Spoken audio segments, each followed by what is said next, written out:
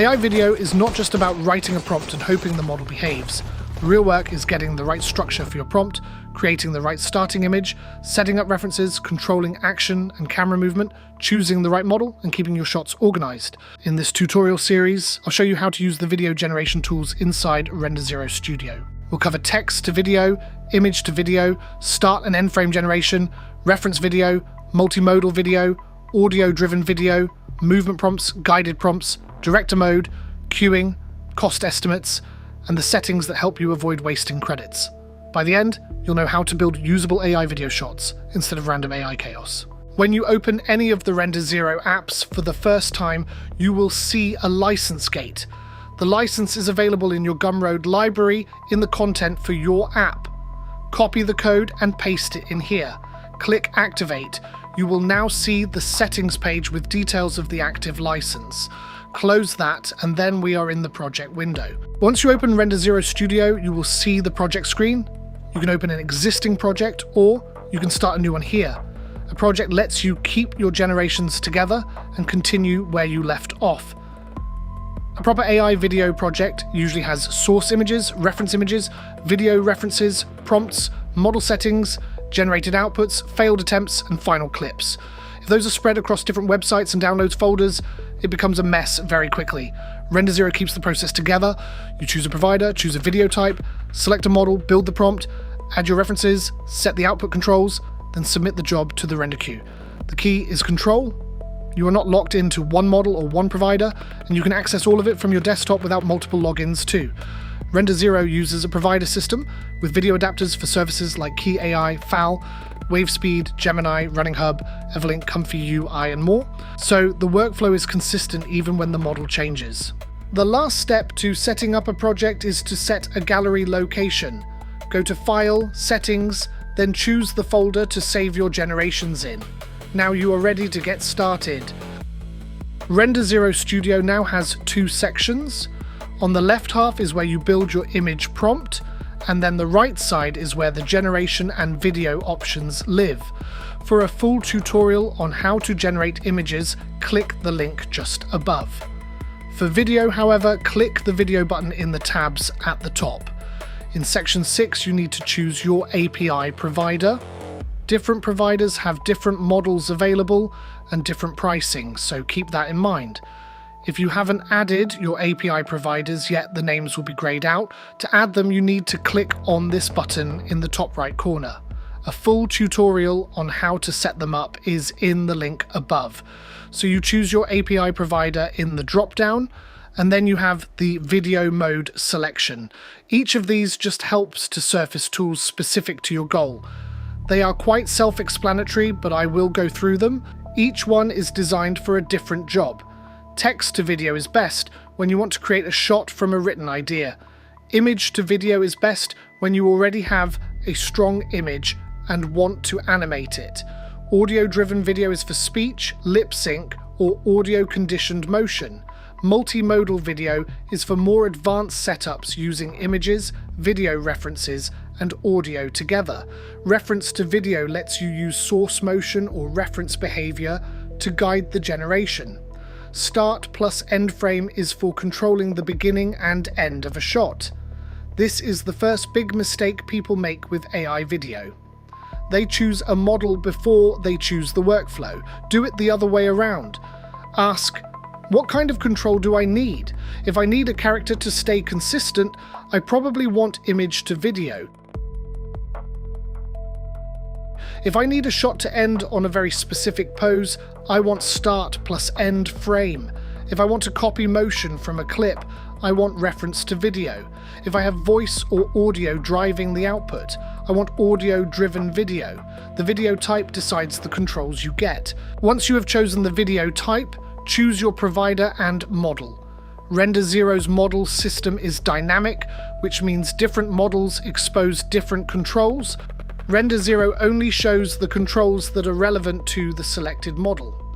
For example, Seedance 2 supports multiple task types, including text, image, audio-driven, multimodal, reference, and start-end workflows. Other models expose different options. So before writing your prompt, take a second to look at the controls that appear after you pick the model. Another option in the top bar here is the drop-down. This lets you quick swap to the other RenderZero apps. Cast is a new character builder I am working on, and Animate is the animation version of Studio, where all the prompts and choices are geared towards animated style images and video. Those can be purchased separately in the links in the description. The first option we're going to look at is text to video. Click text to video and it opens the text to video settings. There is not too much to set up here. At the most basic level, you choose a model and write a prompt. Go down to the model selector and choose the model you want to use, then write your prompt in the prompt box. For this first example, I'll keep the prompt very plain. This is deliberately basic. I'm not adding lighting, camera details, mood, or style yet, so the result probably won't be great. This is just to show the workflow. Once the prompt is in, you can set the aspect ratio. Use 16:9 for widescreen video. Use 9:16 for vertical video such as TikTok, Reels, or Shorts. Next is resolution. The available resolution options depend on the model you have selected. Then you can set the duration of the clip. Some models will also ask whether you want to generate sound. That can affect the price, so check it before rendering. That is the basic setup. At this stage, the prompt is not going to give you a good, unique, or cinematic result. You have the prompt builder button here and the camera move button here. Clicking the camera move option lets you choose a movement and it inserts the camera direction into your prompt. To get a decent prompt, you can use the guided prompt helper. You can access it from here or by clicking this option. The guided prompt helper helps you build a better video prompt instead of just typing something vague like man on a bench. It gives you structure so you can build out the subject, action, camera movement, style, sound, and constraints. We can fill this in with a lot more detail and really build a cinematic prompt. For camera movement, click the camera movement field and choose the movement you want. For example, let's choose dolly out again. Next is style. This is where you can add lighting, camera type, movie look, and the visual details that shape the final result. Then you can add sound effects if the model supports sound. After that, you have constraints. These work like negative prompts. You can add them manually or use the preset options. For example, you can add people, so human anatomy stays natural. You can add motion to keep movements smooth and realistic. You can also add no text. That can help stop some models from generating unwanted subtitles or random text on screen. I'll remove those for now, but that is where you control them. Once the guided prompt is ready, press Build Prompt. That sends the finished prompt into the main video prompt box. Now we have a much stronger prompt to start from. For this demo, I'll keep the clip short and use Grok Imagine, since it is cheap to run and useful for quick tests. The video has followed the prompt. It has the scar on the cheek, grey hair, the leather jacket, and the shadowy figure. The figure may be a bit too shadowy, but this is still a useful test. For this example, I'm using the older Grok Imagine model because it is very cheap for short demos. For higher quality results, I would use something like Seedance 2 or Grok Imagine 1.5. You may notice that the video prompt helper does not give you as many visual options as the image tool. With the image tool, you get more controls for shot type, lighting, camera gear, focal length, style, and visual effects. The useful trick is that you can build the visual prompt in the image tool first, then pull that into the video tools. Go back to the image tool. Now enter the base prompt. For this example, I'll choose a medium shot. Now we need to describe the environment. Now add lighting. I'll choose fog diffusion.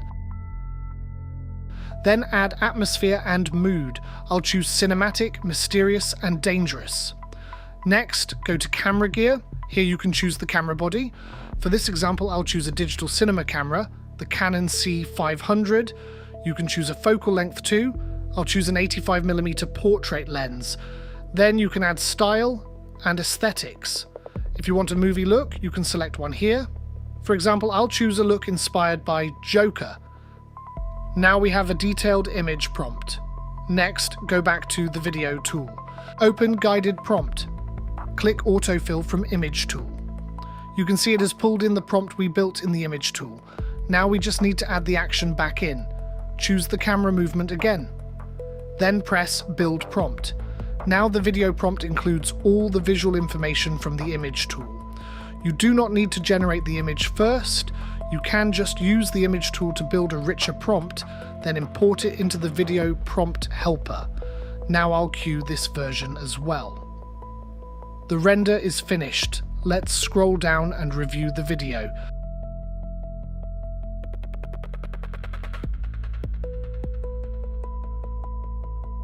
This one has a stronger cinematic look. It has not followed every detail perfectly, but visually it is much closer to the style we built using the prompt builder. Again, this is the older Grok model, so the result is not as polished as newer models, but it works well as a demo. The guided prompt helper is also useful for multi-shot videos. For models like Seedance, it can help to write actions with shot timings. For example, you can write Shot 1. The character sits alone on the bench as fog moves through the park.